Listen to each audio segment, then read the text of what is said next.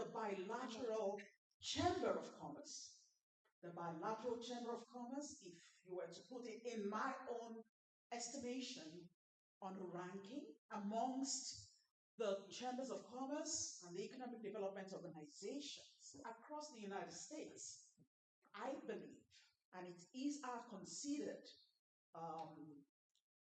position, so to speak, that the bilateral chamber of commerce has done tremendously well in terms of building bridges between the United States, between the state of Texas, between the city of Houston to the Middle East and to North Africa.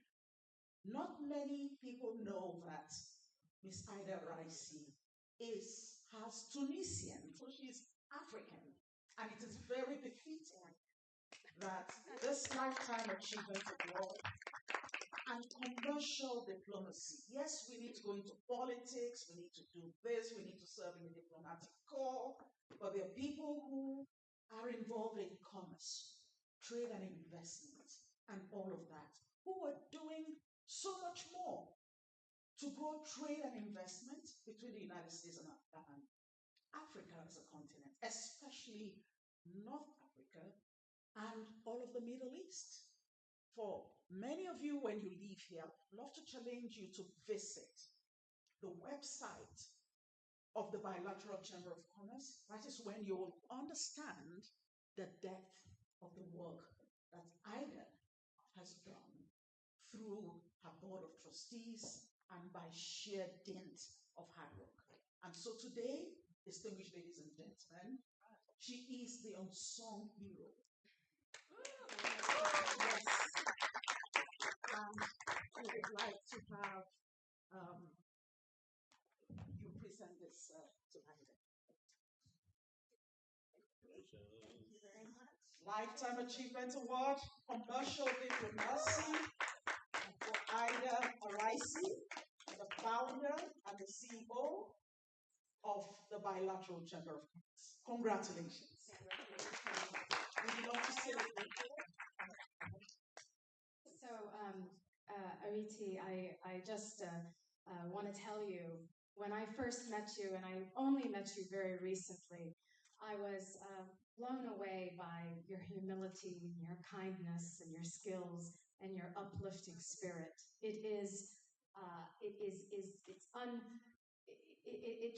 I'm on your team forever. I mean, you're amazing.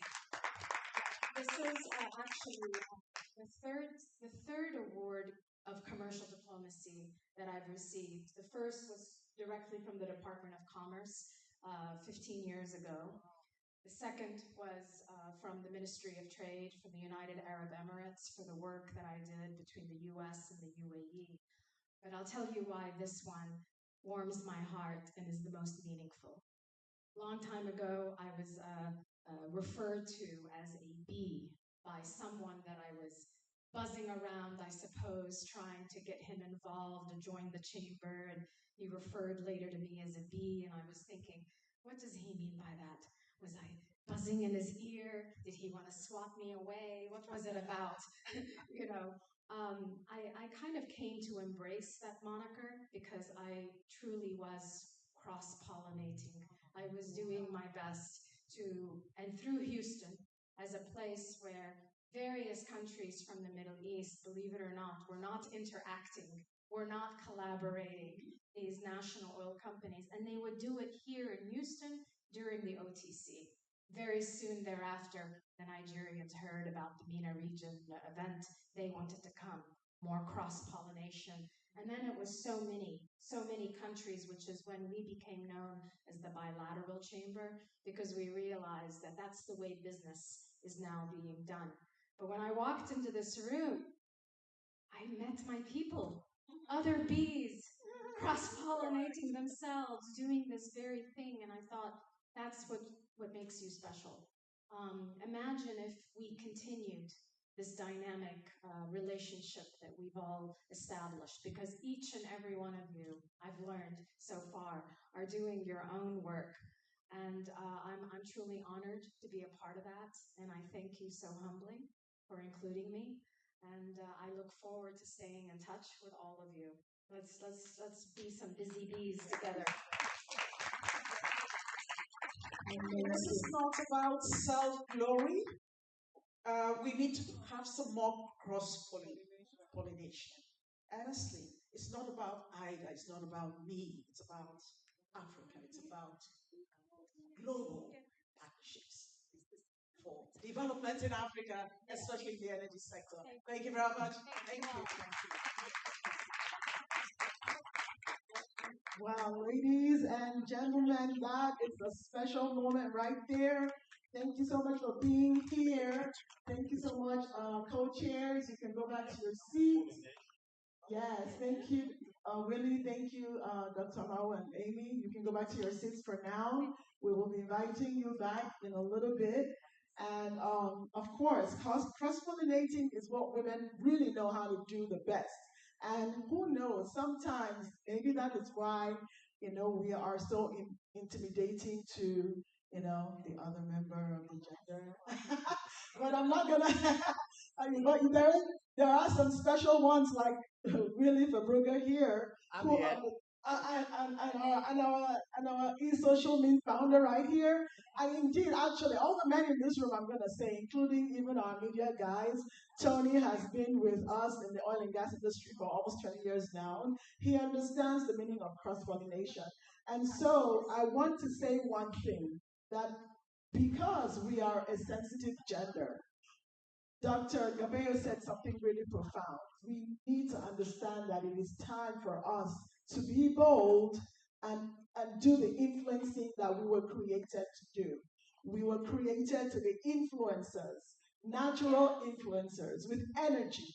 And so it is time to step up to the plate of our natural calling and be cross pollinators. So thank you so much, Amy, Ida, for that. Thank you so much. So right now we have another keynote presentation that we want to, okay, another keynote presenter is here in the person of Dawn James. She is the founder and CEO of the Sustainability Leadership and Training Forum. And then please a round of applause for her. She comes to take the microphone. Thank you so much. She's going to be talking to us about strategies and innovation for for good gender governance and inclusivity in energy businesses and nonprofits in the emerging economies. I hope I didn't murder all the but I know you're about to expand on that. So thank you so much for being here. Ladies and gentlemen, a round of applause for her. I do have a slide deck, so as we bring that up, first of all, thank you all for having me here today. Thank you for Dr. Cabela. I really learned a lot from your presentation. Thank you, Odette, for having us all here today. Even though we're a small group, I think that we all can still learn a lot from each other, and in the spirit of collaboration, still really look at what we all have to offer from our sphere of influence. And that's where I'm going to kind of start us off here. So again, I'm going to focus a bit more on business strategy and what I work on, sustainability strategy and innovation within the energy sector. So as a geoscientist, one of the ways, we can go ahead and get the slide, one of the ways that I really think about things is through systems, right? I think about things through natural systems, and I look at how we connect the dots. You can go ahead and move the slides forward. How we think about things from a macro scale and then bringing it down to what we as individuals can do. That's one of the ways that I am able to take in the magnitude of the issues that we're dealing with, right? So as Dr. Cabela really was articulate in pointing out, there is a massive mountain that we're climbing as women, as scientists within this sector, within energy, within sustainability. So again, I think about systems, right? I think about earth systems. They're everywhere, right? I think about them as kind of these monolithic pillars, right? So governments are systems. We think of corporations as systems. these large systems, they're expensive, they're politically charged, they're massive infrastructures. And the one thing that all of these systems, whether we're talking about earth systems, government systems, corporate systems, is that they're very hard to change, right? They're very hard to change. They move very slowly. And although the goal of the systems is to address the issues for all of the people all of the time, they don't. So on the next slide, what happens is that in between, go back, in between the cracks of these systems, other systems, no, you're going in the wrong direction, so you want to go back to one more. So in between these pillars, right, in between all of these monolithic systems, what happens, because they don't solve all the problems for all the people, other systems grow. Other things grow in the shadows of those pillars. So we can think about that as women's organizations. We can think about that as sustainability groups or ERGs within corporations. We can think about that as a number of different things that grow inside those other systems because there's a